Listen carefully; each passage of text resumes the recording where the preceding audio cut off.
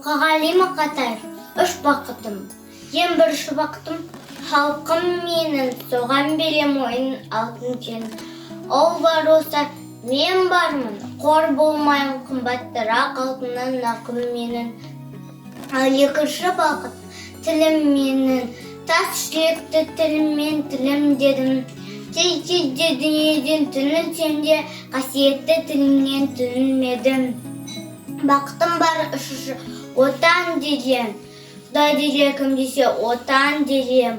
Отты сөнде жалғанда жан барсың ба?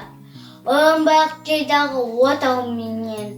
Түтін түтет өз, өрбі, көдері бе. Немерелер көбейсін шөберелер.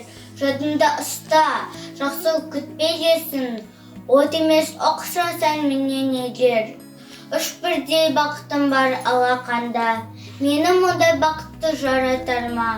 Үш күн нұрынды деді аспаныңнан.